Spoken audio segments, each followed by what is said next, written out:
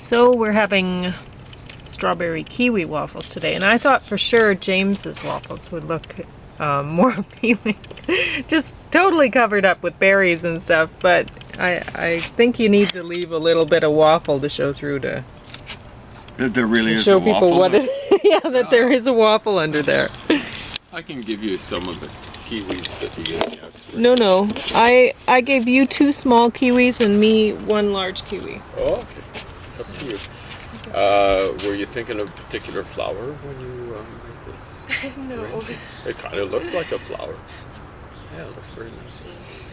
And I left one, like I made 2 waffles for each of us, but I left the other one in the oven to keep warm, just in case I need it. But I don't know. I usually only end up eating 1 waffle.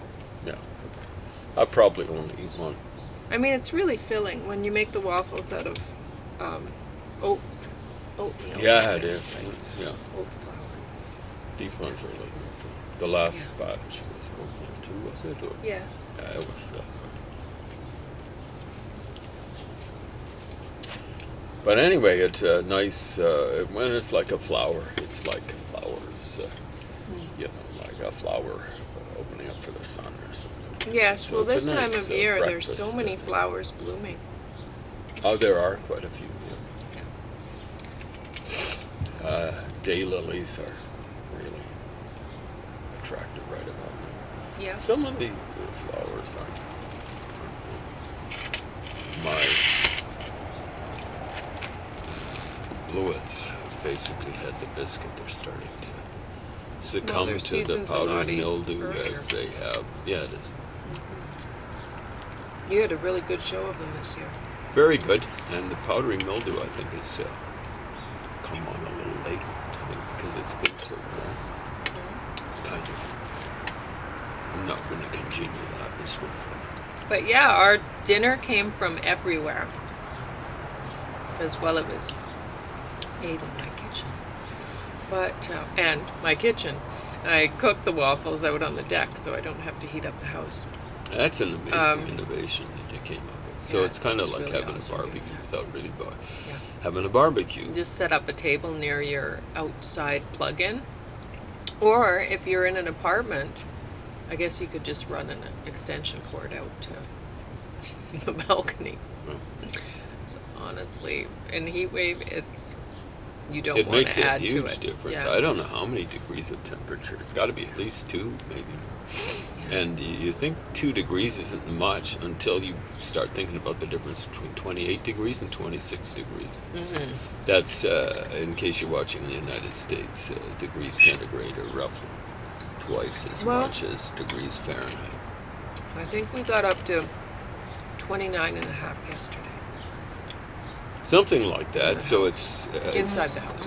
been fairly still most of the night, although for a while it was kind of whipping around, but didn't really make a difference in getting the stuff in through the windows.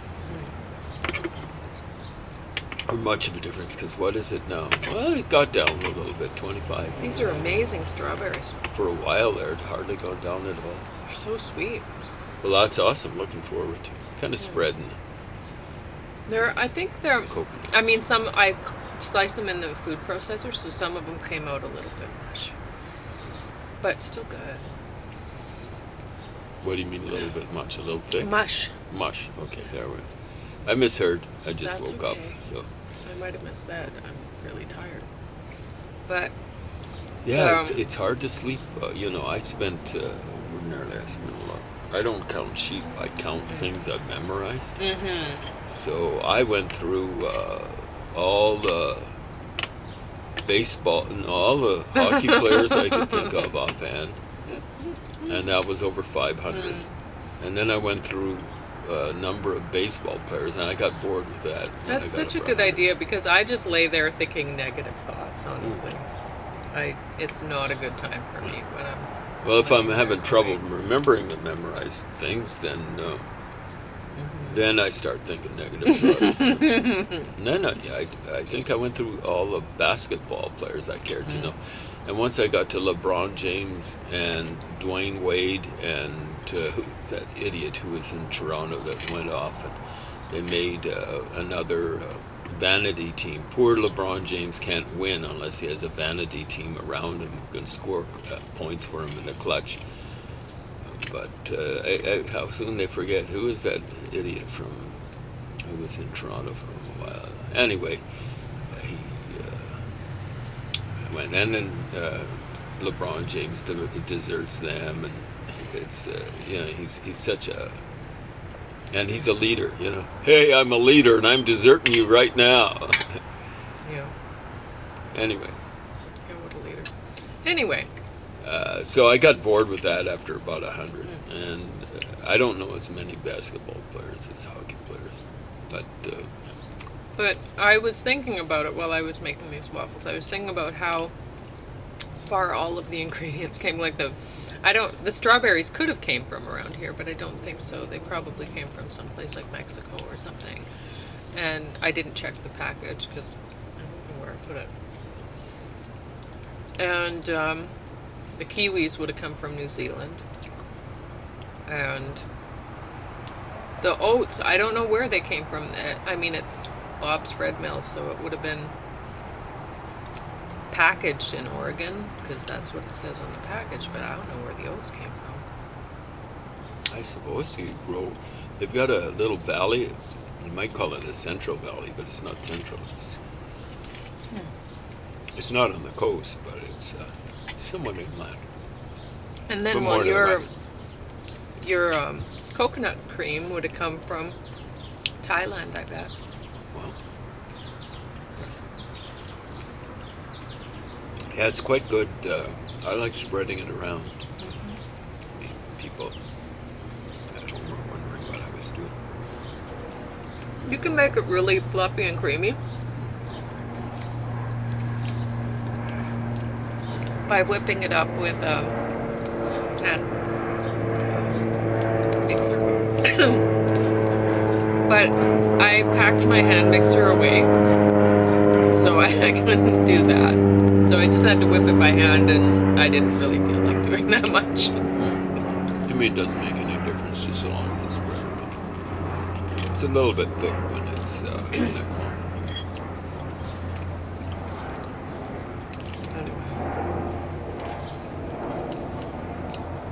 So I just wanted to say that you may have noticed we're eating loads and loads of fruit this summer.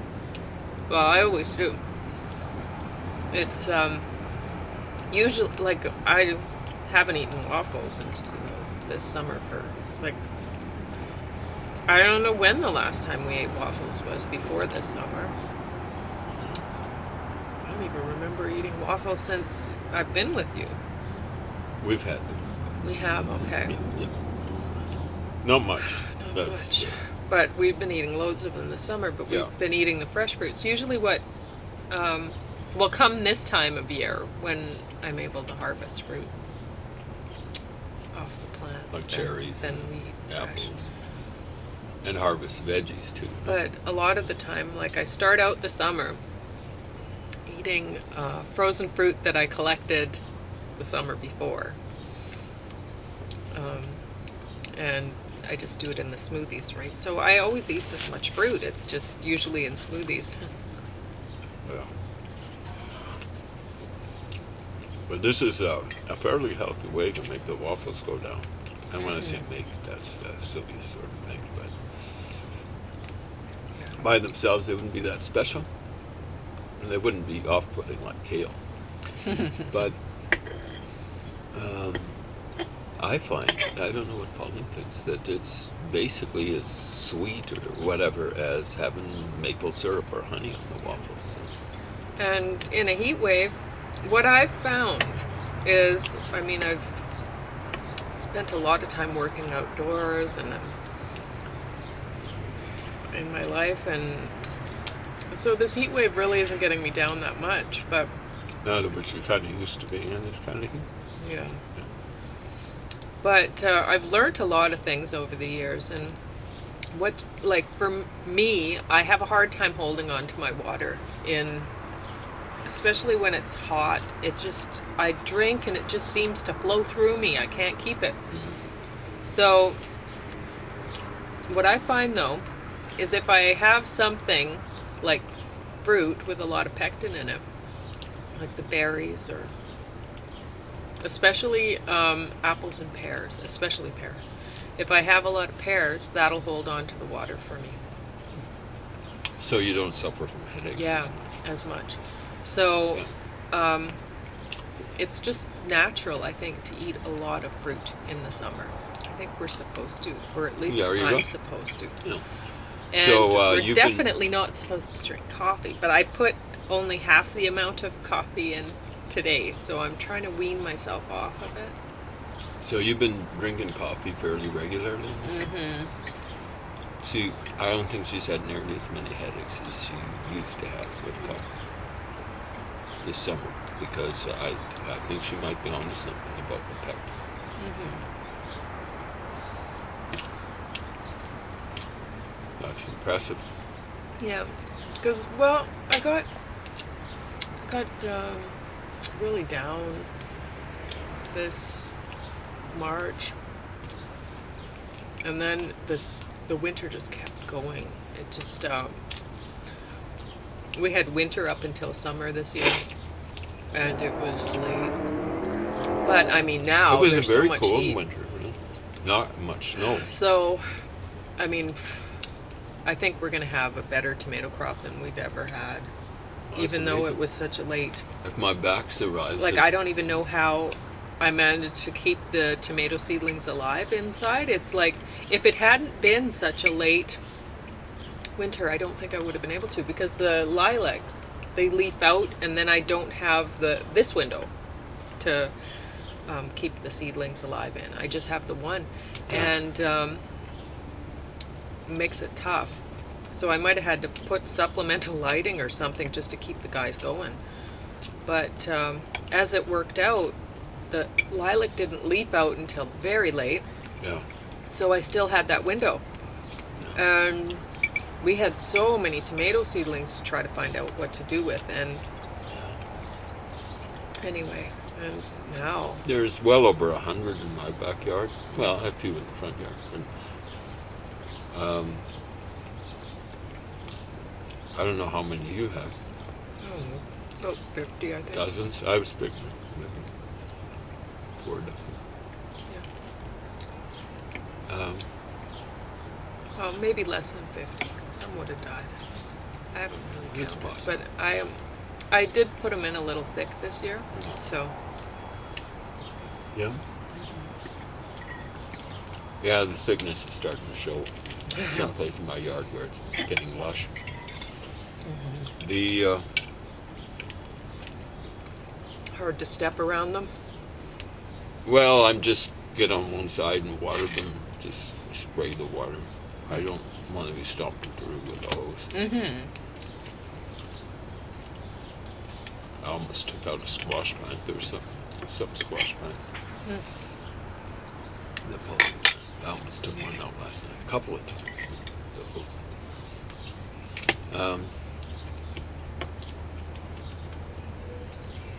Yeah, in my yard, I would have had a whole lot more. But I had a former stand of quackgrass. Mm-hmm. And it was an killing instructive them off. lesson. Unfortunately, it was a I was lesson that planting Pauline them, had and then to they'd pay. die, and I was like, what's going on? Yeah, a lesson in allelopathy.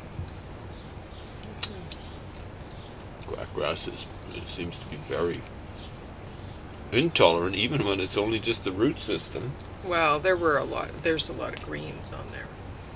underneath the stuff. Yeah, and okay. even I didn't cover up, like, along the sidewalk there. It's still alive. I'm gonna have to do something. It's Anyway. still alive, but that's just a small strip. So. Maybe you're right. Anyway, you wanted to talk about something. Yeah, I wanted to talk about meritocracy and democracy. I keep running across it, even in relatively enlightened books. I'll be reviewing one of these books. I don't think it's an illiberal education by Dinesh D'Souza. So get ready, all you guys who hate the American Enterprise Institute. I'm not a big fan, but every so occasionally they support someone. I'm not saying that about Dinesh D'Souza necessarily. whose swings maybe more towards the left, like I and her Alley. But what is the other book called? Anyway, this person is relatively sensible about political correctness and about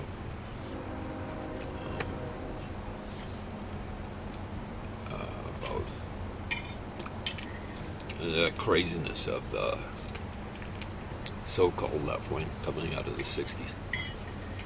How they've stomped on freedom, even though their big rallying cry, perhaps more than anything else, was freedom! The free speech movement. Once they got into power, they started hammering free speech. They were hyper hypocrites. They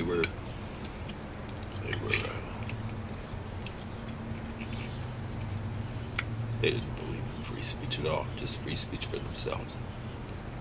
And even then, just for one person, like Stalin, free speech for Stalin, but everyone else doesn't have it. That's what it comes down to. Nowadays, the politically incorrect movement is most punished with their own. We get right-wingers on the internet laughing at how, at some poor left-winger at some university has been turfed. And the right-wingers will say, like, they can't touch us, but we don't feel any sympathy for this poor person who's saying, I was just exercising my freedom of speech. Anyway, I want to talk about equal opportunity. Meritocracy and democracy.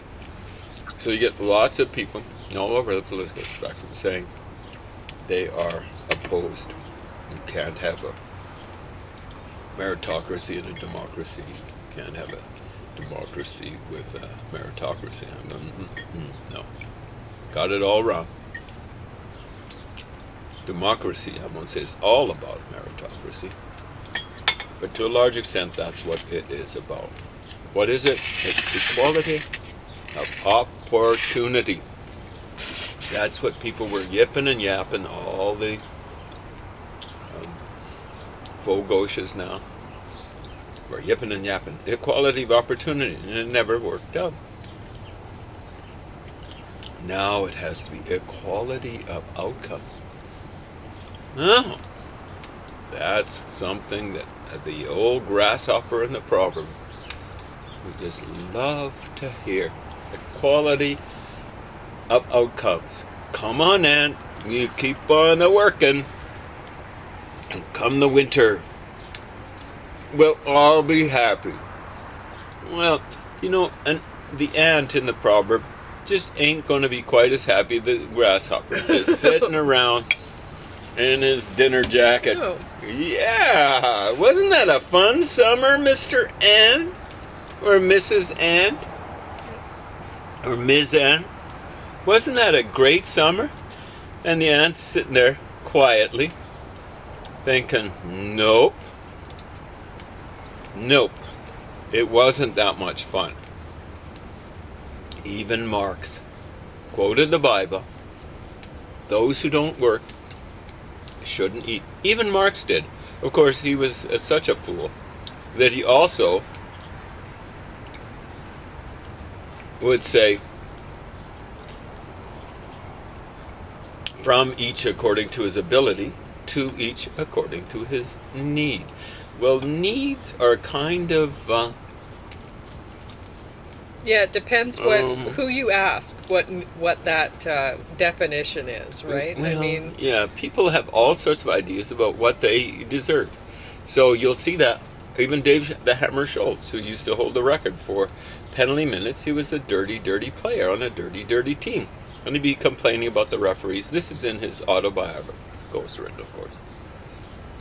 And finally, in his autobiography, says, there's a side of me that says maybe all my complaining was and is a little bit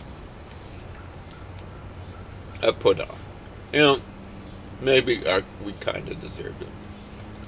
Now, it comes apparently from a Mennonite background, and maybe that's why he's more honest. But you see, then a lot of these are cheaters and stuff like that. Huh? But you'll see cheaters in hockey. Why? The referees gave me another penalty. Yeah, you were cheating. There are rules.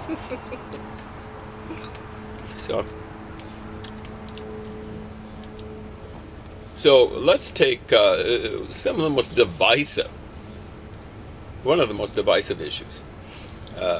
University admission, affirmative action and university admission.